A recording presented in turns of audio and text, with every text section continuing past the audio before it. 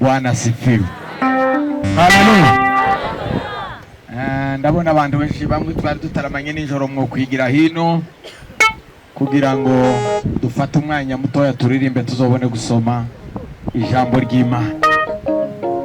Ariko bagihaye baza ndabantera kandi kamwe nimba nkamenya simbizi, ariko muramfasha.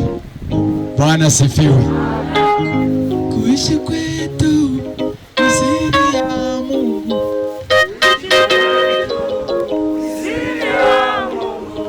kuishi kwetu siri ya Mungu, kuishi kwetu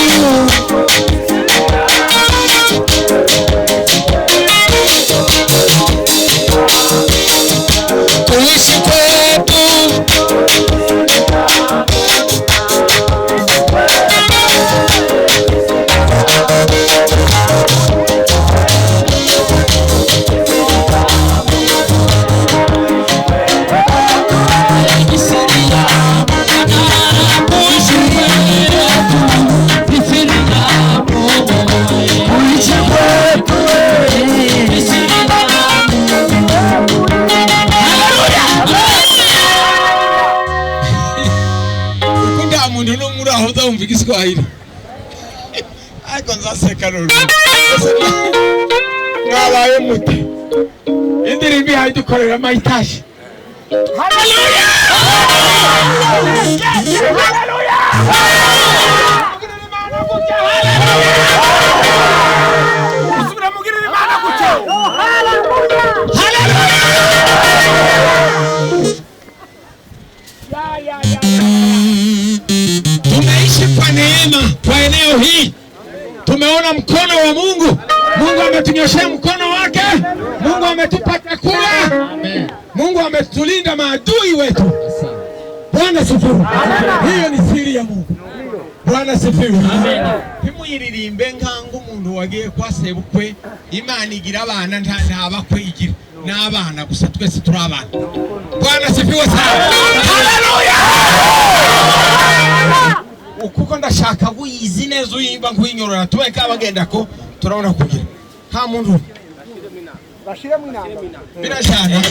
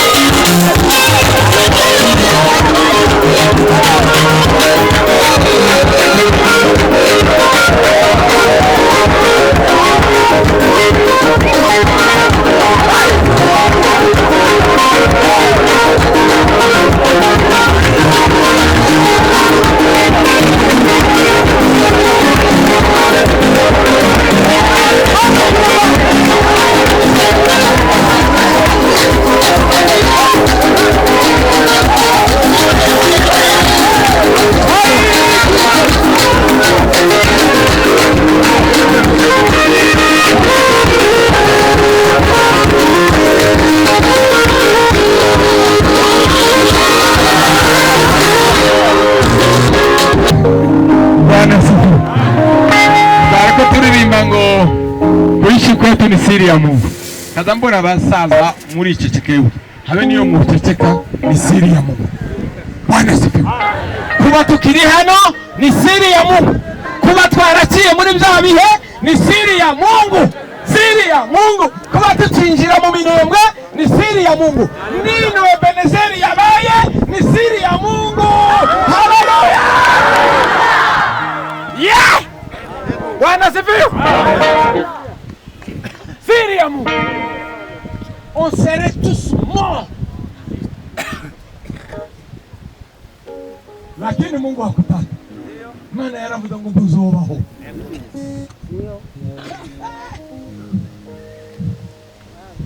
Aranyitegereza.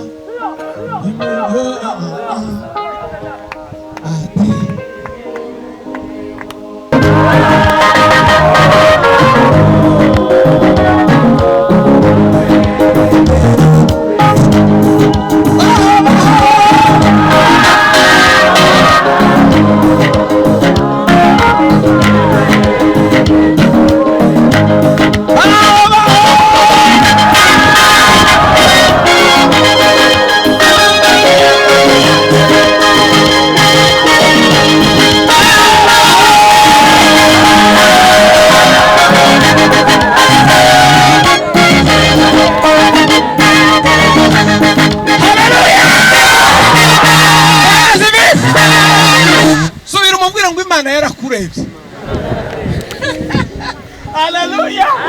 Haleluya! Haleluya! Bwana asifiwe. Uzureba kwitegereza umwana w'umushishe uteye imbabazi. Mana yarakurebye iravuga ngo ndupfa kandi ntimuva. Nubu niyo mpamvu duhari. Niyo mpamvu tubyina kandi ntabwo ntawo tubuza kubyinira Imana ntana tibinateye isoni tibinameze nabi. Bwana sifi.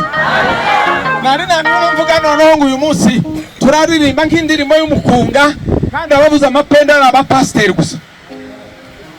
Neza umuntu utarasengerwa ntakore kwipenda. Tamaze turirimbe n'abakina mama bano bakuru bicaye ku ntebe amaze tuvugiriza Imana amapenda. Imana nibikunda biraba. Bwana sifiwe. Haleluya.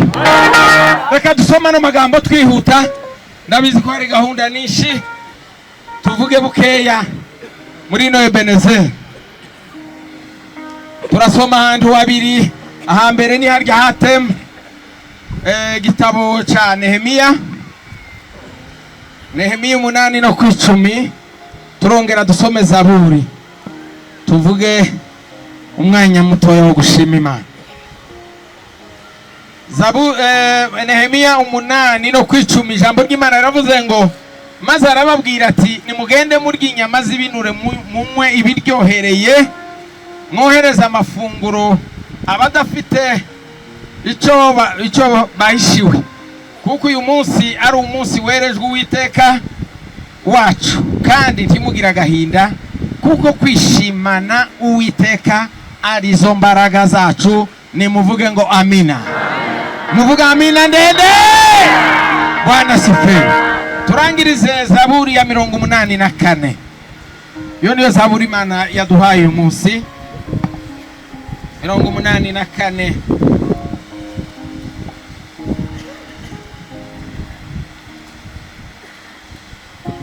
Psalm 84. Makumi 84. Zaburi. Reka dusome nidushake duhere kuri 4 ariko reka duhera hambere duhere ku murongo wa 2. Uwiteka nyiringabo erega amahema yawe n'ay'igikondero umutima wanje urifuza ibikari byawe ndetse biwutera kugwa isari. Umutima wanje n'umubiri wanje bivugiriza Imana ihoraho impundu. Igishwi kiboneye inzu intasha yiboneye icyari ahishira ibyana byayo. Ni ku bicaniro bya Uwiteka nyiringabo mwami wanje Mana yanjye. Hahirwa baba mu nzu yawe babasha kugushima ubudasiba. Hahirwa umuntu ugufitemo imbaraga. Hahirwa abafite mu mitima inzira zije Siyoni. iyo banyuze mu gikombe cyitwa Baka bagihindura ahantu h'amasoko, imvura y'umuhindo icambika imigisha, bagenda bagwiza imbaraga, umuntu wese muri bo aboneka mu maso y'Imana Siyoni. Tuvuge amina. Turashima Imana kubwo umuntu bwayo n'ineza yayo yatugiriye, tukaba tukiriho, tukaba tubyaye tuyishima hano mu Minembwe. Imana ya Aburahamu, Isaka na Yakobo muyizamurira ibiganza gutya tuyihimbaze, mube nk'abayipepeya gutya, muyishimire, muyishimire, muyishimire mwese, muyishimire. Haleluya. Icya kabiri, turashimira abungeri bacu madutegura ibintu byiza. Nijoro twarabivuze, ni ukuri Imana yabaduhaye ibaha umugisha. Mama mubarikiwe, sema amina. Ukuga natwe turacisiga, siko pasi turacisiga, natubye abazabagira hanga muzatugira, mubanze mwihangana ivumbi ribinjire neza neza, niko biza bigenda. Agakungugu mubanze mukagotomere, mubanze ikirato kibe kiru muracyambara zakwire nziza, mu izina rya Yesu tuvuga amina. Haleluya.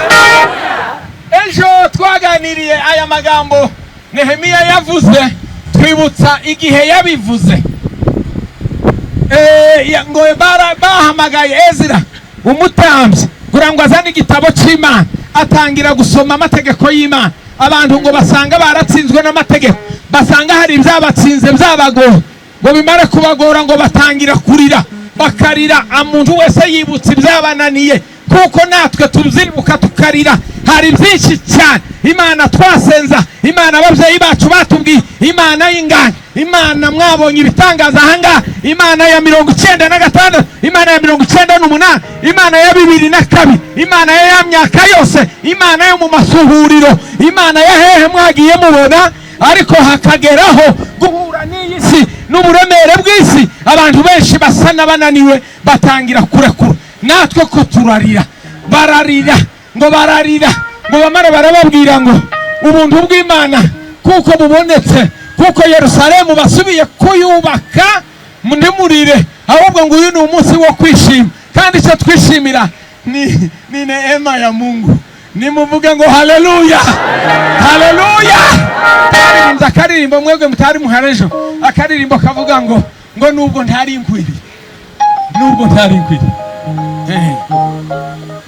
Ubu ngubu Imana yoza igashira intebe ahangaha ati mwabagabo mwe mu Minembwe n'abagore nimuze tuburane, mwovuga oya ntimwumve, twaratsinzwe ariko ubuntu buradutsindishiriza. Haleluya. Bwana sifiwe sana. Ubuntu bw'Imana nibwo dufasheho, n'ubu twayifashe, twafashe Imana kumwe kwa Yakobo. Uku ntugire ngo ni rutezo, twayifashe. Nukuri ntituzoyirekura Minembwe idahindutse. Ndabarahiye, abahaye musenga ntimurekure, abahaye muvuga ubutumwa ntimurekure, abari ku mavi ntimurekure, abizeye ntimurekure. Tumupepere Bwana. Haleluya. Yakobo yarayikiranije neza, ruragwetana ngo ari wakaza ngo ndirekura, sinkurekura, sinkurekura, sinkurekura, sinkurekura, paka uvuga ijambo. Bwana asifiwe. Titwohera murayi. Dieu ne nous a pas créé pour être malheureux, pour être simbizi, déplacé ou réfugié. Imana yaraturemye kugira ngo tube, kugira ngo tuyishime, kugira ngo tuyisingize, kugira ngo tuyize, kugira ngo tuyigaragaze. Bwana asifiwe. Niwo muhamagaro waje hano, umuhamagaro w'Imana ihoraho. Ababyeyi bacu bakiriye, n'ubu ngubu bikaba ari uko bimeze. Hari urunyuzi dufasheho. Nunanirwa kazi yako, akanyuzi karacyahari, akanyuzi bandere akaja bikabafashe. Iyo nyuzi irahari n'ubu. Mungu yeye hawezi sababu ahadi yake. Sema amina. Haleluya. Hadi nasomye muri Zaburi biravuga ngo Imana ngo yakomeje isezerano ryayo.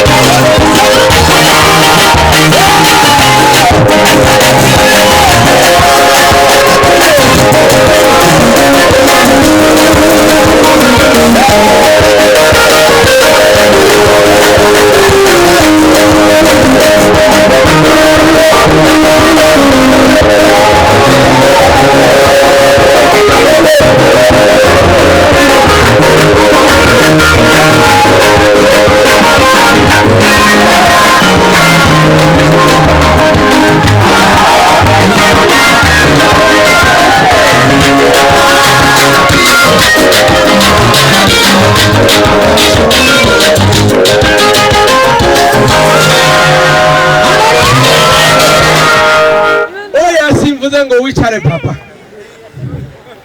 Yesu nashimwe. Ndavuga kandi kama kuna amazi. Bwana asifiwe. Uruzi muza mwibuka naho mwavu. Mwari bandi mutagiraga n'agapeta. Mwari bandi mutari mwarageze na Uvira hano. Muri mu biraro muhamwotse ibigori hano. Ariko Imana irabareba ivuga rya jambo. Nimugire gutya.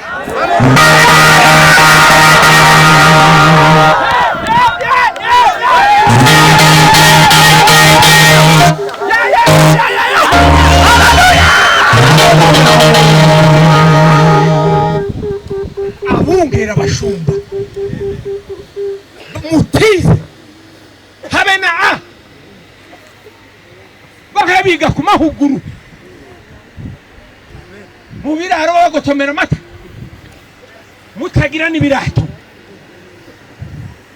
lakini Mungu akatazama. Mungu akatazama. Haleluya.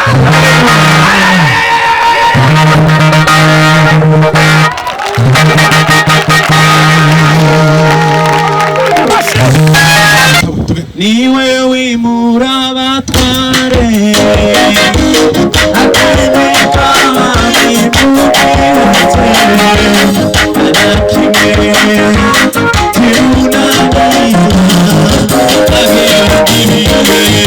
Niwe wimura abatware akabika